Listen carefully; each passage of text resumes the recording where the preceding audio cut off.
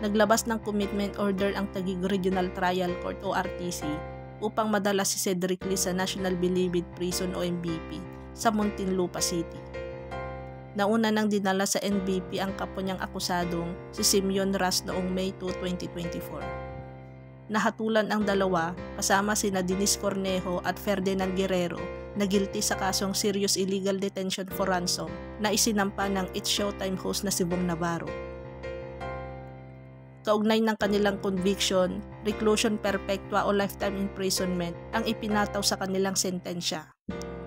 Bandang alas 4 ng hapon noong Biyernes, May 3, nakaalis ang mga ahente ng National Bureau of Investigation o NBI sa Taguig RTC para kunin ang commitment order para sa pagdala kay Lee sa Bilibid.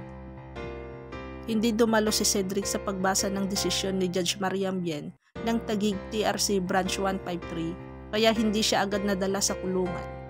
Ngunit kinagabihan ay voluntaryo siyang sumuko sa tanggapan ni NBI Director Attorney Medardo de Limos.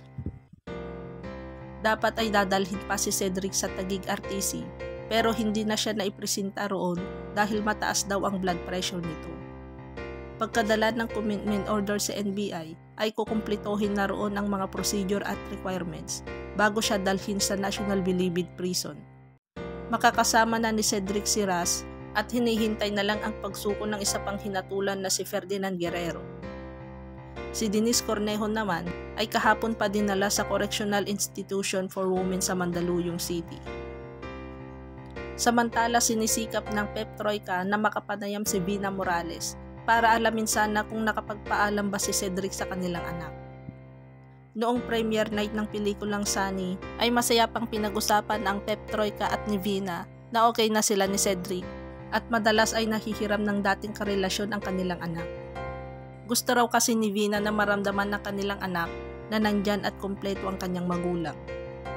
Matatandaan noon na umabot pa sa demandahan ng issue ng dating magpartner. Pero ngayon ay okay na raw sila para sa kanilang anak na si Shiana. Ani ni Vina, I'm very happy to announce that we're co-parenting. We're civil. Okay na. They always find time with each other. Actually, this weekend, Saturday and Sunday, they were in Tagaytay. Kasama niya yung dad niya. Samantala madami naman ang nag-react sa statement ni Cedric na nagkasakitan lang ng kaunti, kaugnay sa sinapit ni Bong Navarro.